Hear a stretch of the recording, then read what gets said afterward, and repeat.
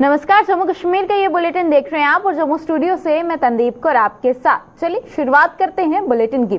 जम्मू संभाग के रामबन जिले में एक लोकल मिनी बस में आईडी बरामद किया गया है। बताया जा रहा है कि मिनी बस में नाश्री नाके पर पुलिस को संदिग्ध बैग मिला जिसमें आईडी बरामद की गई। इसकी सूचना मिलते ही बम निरोधक दस्तक भी मौके पर पहुंची और आईडी को नाकारा बनाने की कार्रवाई शुरू कर दी। दूसरी ओर पुलिस ने आसपास के इलाकों में तलाशी अभियान शुरू कर दिया है। इसके साथ ही अन्य चेक पोस्ट और चौक चौराहों पर सतर्कता बढ़ा दी गई है। आपको बता दें कि इससे पहले वीरवार को सांबा जिले में ड्रोन से इस ओर गिराए गए हथियार व भारतीय करेंसी बरामद की गई थी।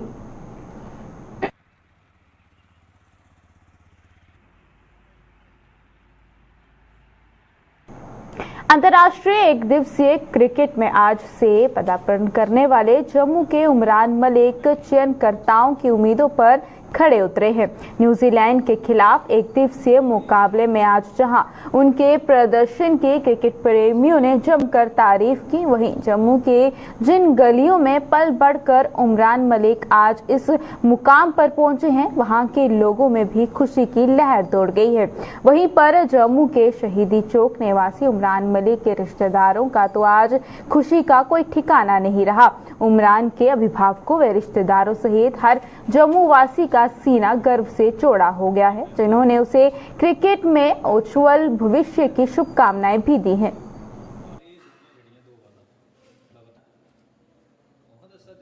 ये है हमारे लिए बड़ी गर्व की बात है कि इसने आज इनको इंडिया टीम ने मौका दिया है ओडीआई में। जम्मू के लिए इतनी प्राउड की बात है कि जम्मू पूरा देश हमारा खुश है।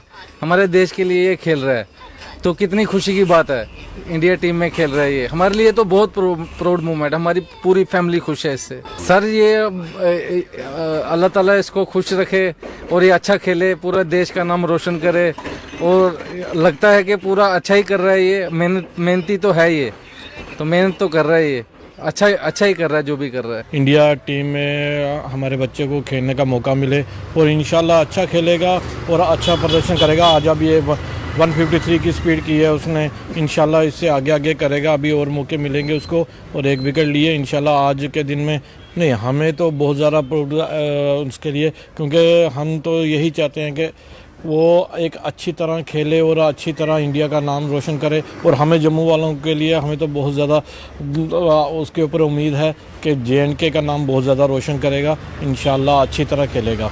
स्टेप बाय स्टेप जो वो आगे खेला है और जो नाम उसका निकल कर आया, पूरी दुनिया में आया है उसका नाम, तो हमारे लिए तो एक चौंकाने वाली बात भी थी और बहुत ही खुशी की बात थी।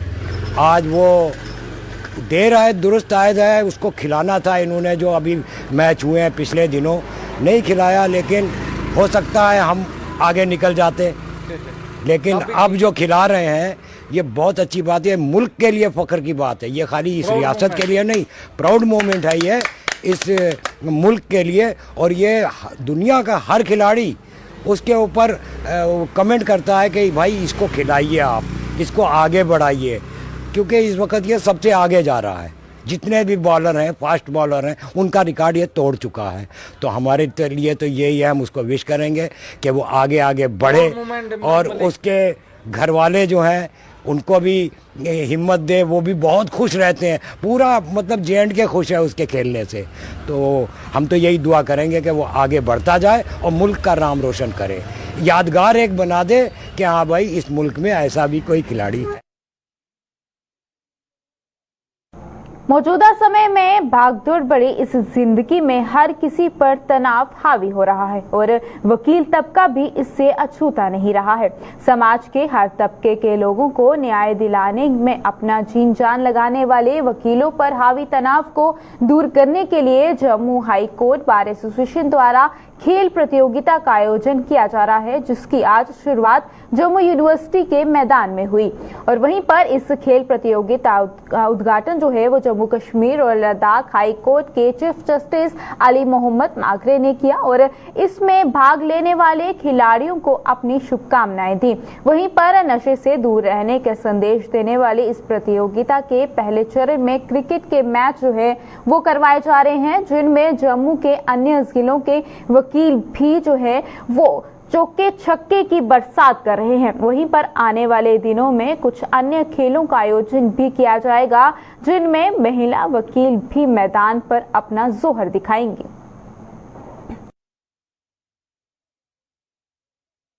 जो इवेंट हमने की है, हमारा प्रोफेशन भी स्ट्रेस से भरा हुआ प्रोफेशन है। हमारे पास पब्लिक आती है, पब्लिक अपने ग्रीवेंसेस हमें सुनाती है, हम उनका केस बनाते हैं और जो प्रेशर हम पे होता है उसके बेसिस पे हम लॉ कानून उसकी रिसर्च करके कोर्टों के सामने अपना केस प्लीड करते हैं, तो इंसाफ दिलाने के लिए हम पूरी लड़ाई लड़ते हैं।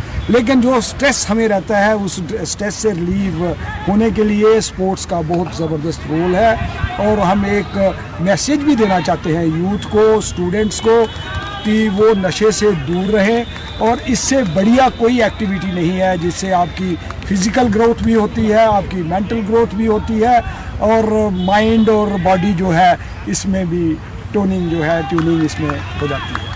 तो आपके मीडियम से हम नौजवानों को इस मौके पे ये अपील करते हैं कि आप भी यहाँ इस इवेंट को आकर के विटनेस करें, देखें और यहाँ से इंस्पायर होके जाएं ताकि वो नशे से दूर रहें और बाहर जा कर के जिस भी जगह वो रहते हैं, चाहे गांव में रहें, किसी टाउन में रहें, शहर में रहें, तो वो मॉर्निंग अपने स्पोर्ट्स एक्टिविटीज़ में पार्टिसिपेशन। पंजाब के मंडी गोबिंदगढ़ स्थित देश भगत यूनिवर्सिटी द्वारा जम्मू में आज रोजगार मेले का आयोजन किया गया। वहीं पर कौशल विकास विभाग के सहयोग से जम्मू के पॉलिटेक्निकल कॉलेज में आयोजित इस रोजगार मेले में कई युवाओं ने भाग लिया, जिनमें से कुछ को रोजगार के अवसर भी प्रदान हुए। वहीं principal secretary doctor Asghar Hasan Samoon ने इस मौके पर जो है मुख्य अतिथि रहे।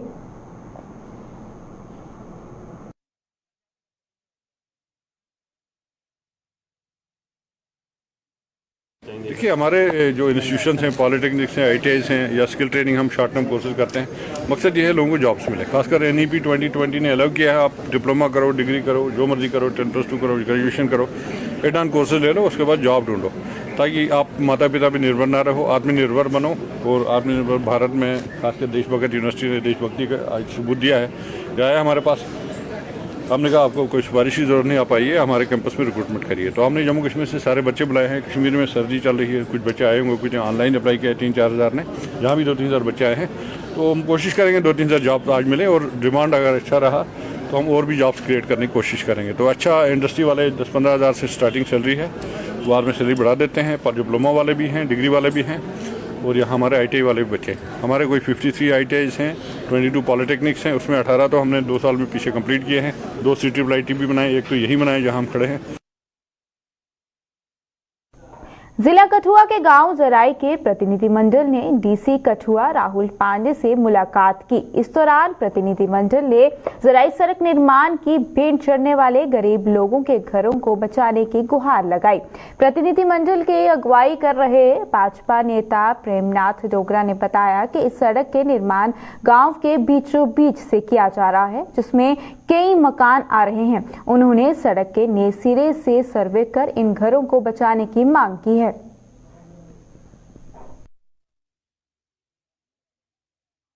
ਅੱਜ ਜਿਹੜਾ ਉਹ ਥੋੜਾ ਸਰਵੇ ਲੱਗੇ ਨੇ ਕਰਨਾ ਹੁਣ, ਕਿਉਂਕਿ ਉਹ ਗ੍ਰਾਮ ਵਿੱਚ ਜਿਹੀਆਂ ਇੱਕ ਗਲੀ ਟਾਈਪ ਦੀ ਹੁੰਦੀ ਆ, ਉਹ ਇਹਦੇ ਗਲੀ ਵਿੱਚੋਂ ਨਿਕਲ ਰਹੀ ਆ। ਉਹ ਜਿਹੜੀ ਰੋਡ ਜਿਹੜੀ ਨਿਕਲ ਰਹੀ ਆ ਉਹ ਕੋਈ 12-14 ਫੁੱਟ ਚੌੜੀ ਆ, ਉਹ ਬੰਨੀ ਆ ਕੋਈ 50 ਫੁੱਟ ਜਾਂ 100 ਫੁੱਟ ਚੌੜੀ ਬੰਨੀ ਆ।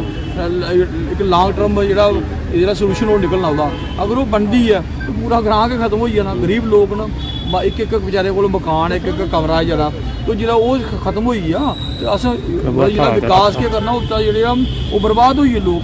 ਤੇ ਮੇਰਾ ਸਿਰਫ ਇੰਨਾ ਵਿਨम्र आग्रह है ਗਰੀਫਾਂ ਨੇ ਕਿ ਅਸੀਂ DC ਸਾਹਿਬ ਵੀ ਅੱਜ ਮਿਲਣਾ ਆ ਕਿ ਜਿਹੜਾ ਸਰਵੇ ਕਰਨਾ ਆ, ਹਾਰਡਲੀ ਕੋਈ 50 ਜਾਂ 100 ਮੀਟਰ ਦਾ ਫਰਕ ਪਾਉਣਾ, ਗ੍ਰਾਮ ਕੋਲ ਬਾਹਰੋਂ ਬਾਹਰ ਕੱਢ ਲੈਣ, ਜਿਹੜਾ ਬਾਹਰੋਂ ਬਾਹਰ ਨਿਕਲੀ ਜਾਵੇ ਤੇ ਇਹਨਾਂ ਵੀ ਮਸਲਾ ਹੱਲ ਹੋਈ ਆ। ਜਿਹੜਾ ਗਰੀਫਾਂ ਨੇ ਕਿ ਹੁਣੇ ਵੀ ਕੋਈ ਸਮੱਸਿਆ ਨਹੀਂ ਆਈ।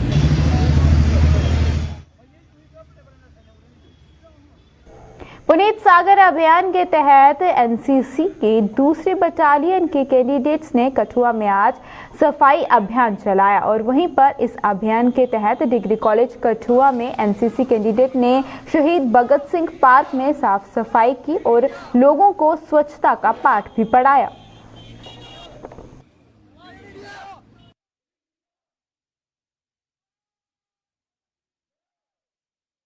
आज हम 4 जैन के बटालियन की तरफ से एक स्वच्छता अभियान चला रहे हैं पुनीत सागर अभियान के अंडर, जिसमें हम अपनी वाटर बॉडीज, पार्क वगैरह, अपनी लोकेलिटी सभी जगह साफ़ करेंगे, जिससे हम बाकियों को संदेश देना चाहते हैं कि साफ़ सफाई रखें, क्योंकि साफ़ सफाई एक मेजर वो है, गंदगी मेजर इशू है एक देश का।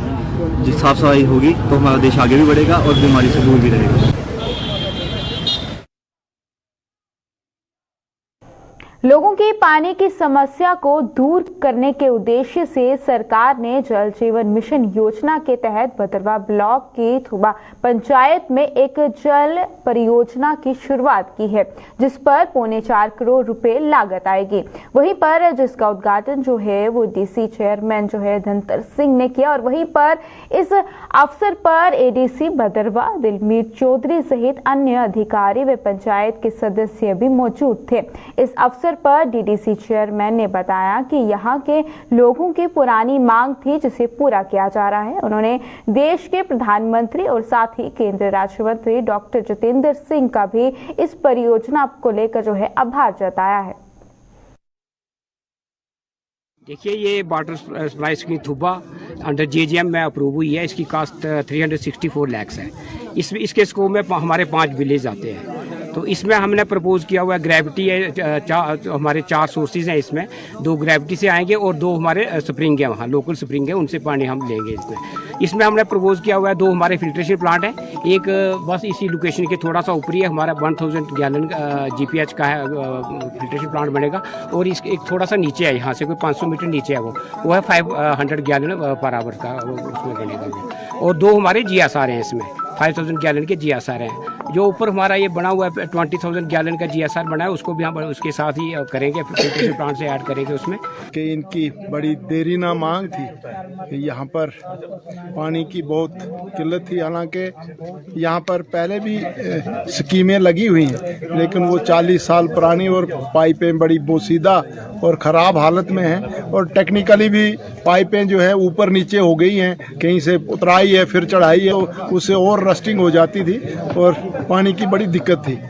तो अब जैसे आज की डेट में पॉपुलेशन भी ग्रो कर रहा है और नए हाउस होल्ड्स बन रहे हैं, तो देश के प्रधानमंत्री नरेंद्र भाई मोदी और हमारे यहाँ के member parliament doctor Jitendra Singh ji को मुबारकबाद देना चाहूँगा कि उनके इनिशिएटिव से उन्होंने हमारी इस डिमांड को कंसिडर किया और जल जीवन मिशन का 4.5 करोड़ रुपए का प्रोजेक्ट जो है यहाँ के लिए सैंक्शन हुआ है, और 3-4 जगह सोर्सेज जो है उनसे ये पाइप लगेगी, और यहाँ पे 2 सेगमेंटेशन टैंक और 2 हौज जो है वो बनने जा रहे हैं।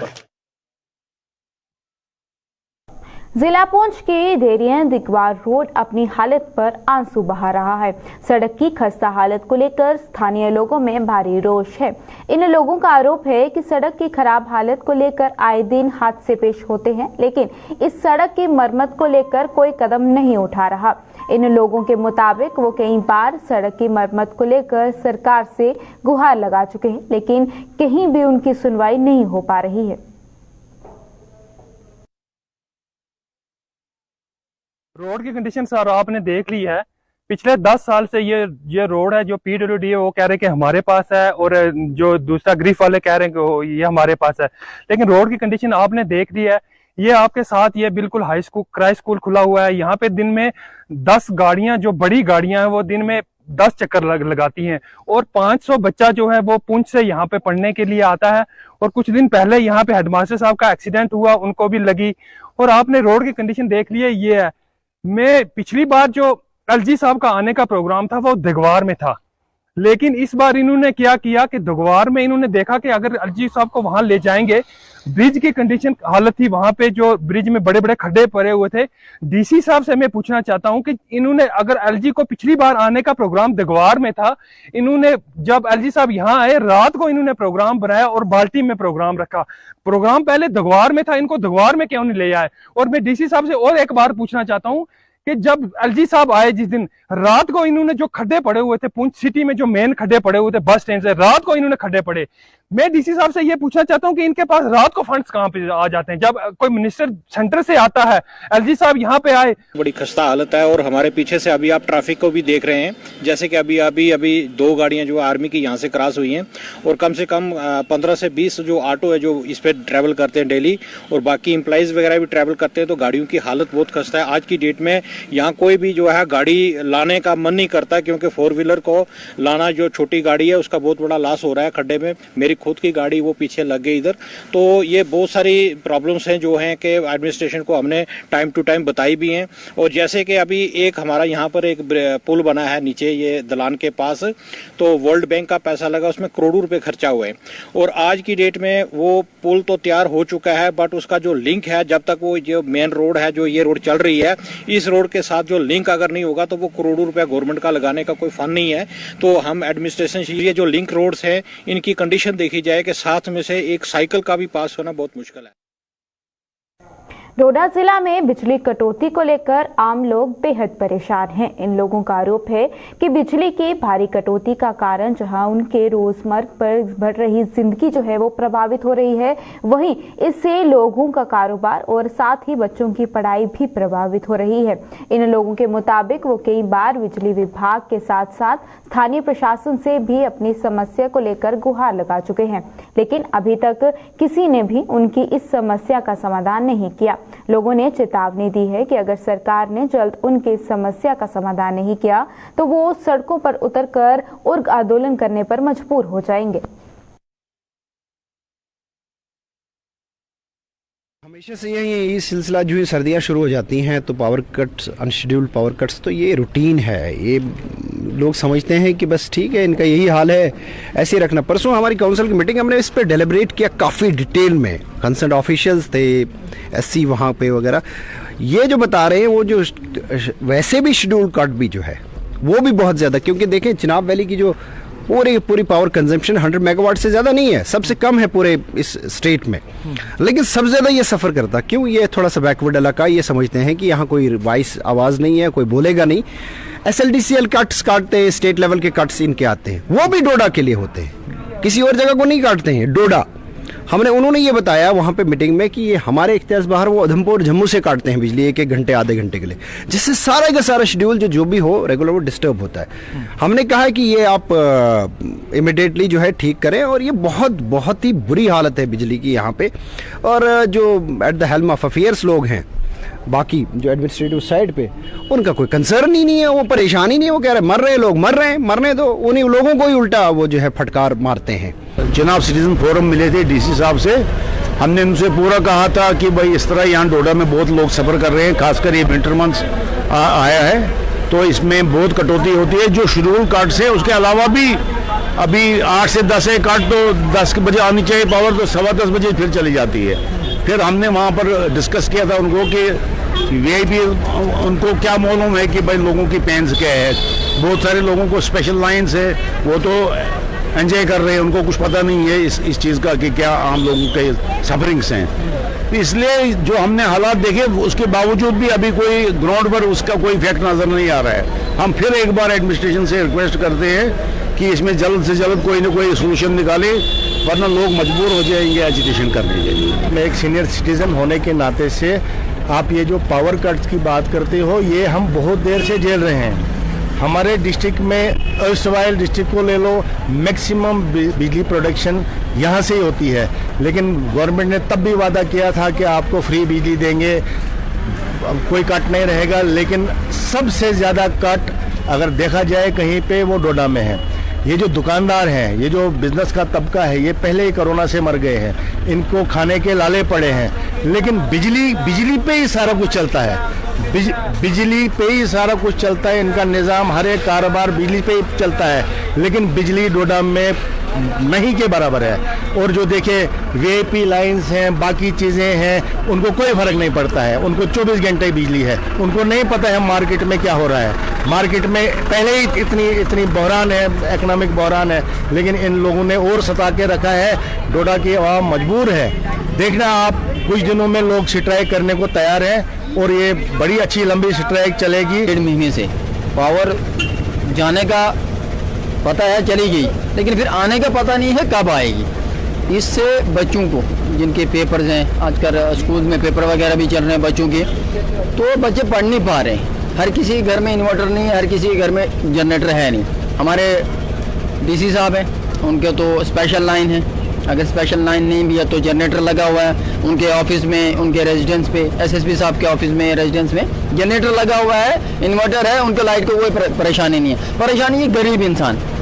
एक गरीब इंसान मारा जा रहा है। एक गरीब बच्चे, वो बच्चे जो घर से डोडा में पढ़ने के लिए आए हुए हैं, लेकिन लाइट ना होने के वजह से वो पढ़ नहीं पा रहे हैं। तो एडमिनिस्ट्रेशन को देखना चाहिए। ठीक है, मैं भी मानता हूँ पूरे डोडा का जो अच्छे लोग हैं, जो पढ़े लिखे लोग हैं, वो भी मानते हैं कि डोडा में बिजली की चोरी हो रही है। लेकिन चोरी हो रही है तो चोरी को रोकना भी बिजली डिपार्टमेंट का ही काम है। आम आदमी पार्टी ने जम्मू कश्मीर में विधानसभा चुनावों की मांग को लेकर आज जम्मू में निर्वाचन भवन के बाहर प्रदर्शन किया। प्रदर्शन की अगुवाई कर रहे पार्टी नेता हर्षदेव सिंह ने केंद्र के भाजपा सरकार के साथ साथ निर्वाचन आयोग पर भी निशाना साधा। उन्होंने कहा कि सुप्रीम कोर्ट के आदेश के मुताबिक जिस राज्य में समय से पहले असेंबली भंग होती है, उस राज्य में 6 महीने के भीतर चुनाव होने चाहिए। लेकिन जम्मू कश्मीर में असेंबली भंग हुए भी अब 4 वर्षों का समय जो है वो होने जा रहा है, लेकिन चुनाव करवाने को लेकर कोई कदम नहीं उठाया जा रहा। हमारा धरना है इस बात को लेकर कि जम्मू कश्मीर में चुनाव की प्रक्रिया शुरू क्यों नहीं हो रही है। इलेक्शन कमीशन भी भारतीय जनता पार्टी की कठपुतली बना हुआ है आज की तारीख में, और जो चुनाव होने चाहिए थे वक्त के ऊपर, वो नहीं हो रहे। 4 वर्षों से आपने जम्मू कश्मीर को जमहूरी निजाम से वंचित रखा हुआ है, जो संविधान का उल्लंघन है, जो सुप्रीम कोर्ट के आदेशों की भी अवहेलना है। जिस तरीके से बीजेपी और इलेक्शन कमीशन मिलकर संविधान की धज्जियां उड़ा रहे हैं, लोगों को अपने जमहूरी अधिकारों से वंचित रख रहे हैं, उसी को लेकर आज यहां प्रदर्शन कर रहे हैं। ये चुनाव 4 साल पहले होने चाहिए थे, क्योंकि सुप्रीम कोर्ट कहता है कि जब भी किसी रियासत में असेंबली प्रीमेच्योरली डिसॉल्व हो तो 6 महीने के अंदर अंदर वहां असेंबली का गठन होना चाहिए, नई असेंबली बननी चाहिए। लेकिन यहाँ 4 साल हो चुके हैं और अभी भी इलेक्शंस का कोई अता पता नहीं है। और ये इंडिकेशन दी जा रही है कि जब तक बीजेपी की हुकूमत केंद्र में रहेगी तब तक जम्मू कश्मीर में चुनाव नहीं करवाए जाएंगे, और जम्मू कश्मीर में इसी तरीके से बाबू राज चलता रहेगा। अपने चहेतों के माध्यम से जम्मू कश्मीर को यह निजाम चलाया जा रहा है, भारतीय जनता पार्टी द्वारा जम्मू कश्मीर को लूटा जा रहा है। जम्मू कश्मीर के होमगार्ड्स ने आज नेशनल होमगार्ड्स वेलफेयर एसोसिएशन के समर्थन से जम्मू में आज लगातार दूसरे दिन भी प्रदर्शन किया। जम्मू में आज यहां के होमगार्ड्स द्वारा किए गए प्रदर्शन में नेशनल होमगार्ड्स वेलफेयर एसोसिएशन के राष्ट्रीय चेयरमैन झलकन सिंह राठौर सहित अन्य सदस्यों ने भी भाग लेकर जम्मू कश्मीर प्रशासन से इन्हें इनके हक देने की मांग की।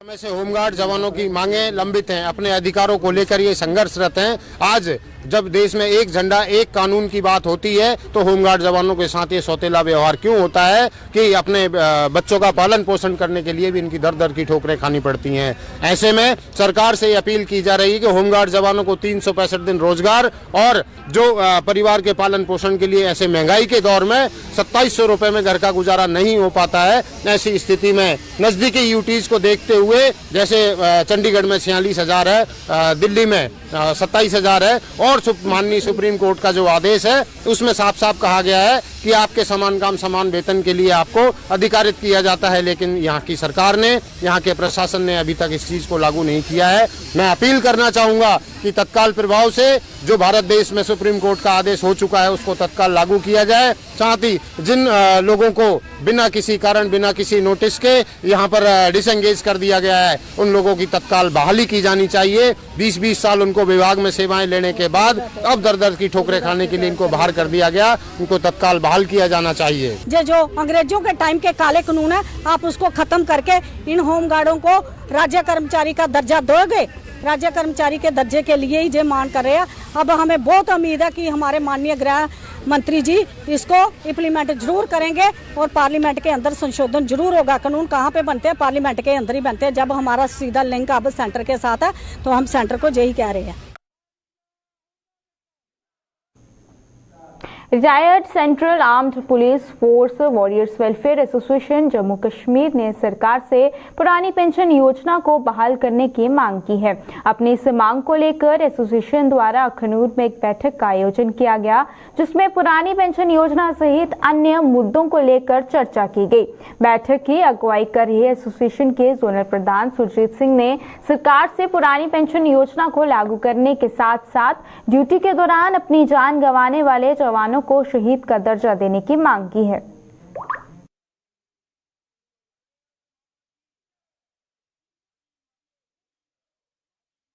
गवर्नमेंट ऑफ इंडिया जो है, सेंट्रल गवर्नमेंट कोई ठंडे बस्ते में डाल रखा उन्होंने।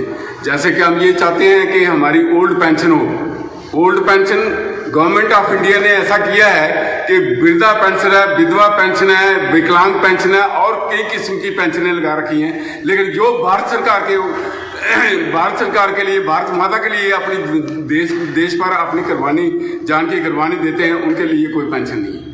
हम ये चाहते हैं कि 2004 के बाद के लोग जो हैं उनकी पेंशन लगनी चाहिए, क्योंकि आप सभी, पूरा भारत जानता है कि भारत के अंदर जो है जवान जो है एट ए टाइम बारिश हो, बर्फ हो, आंधी हो, तूफान हो, जहाँ कोई भी आपत्तिजनक कोई कार्रवाई हो तो जवान वहां पर जान कुर्बानी देने के लिए तैयार रहता है। अगर हम ये कहते हैं कि शहीद का दर्जा दो, तो शहीद का दर्जा क्या है कि गवर्नमेंट ऑफ इंडिया जो है शहीद का दर्जा जो है देने के लिए हमें कोई सहमत नहीं है।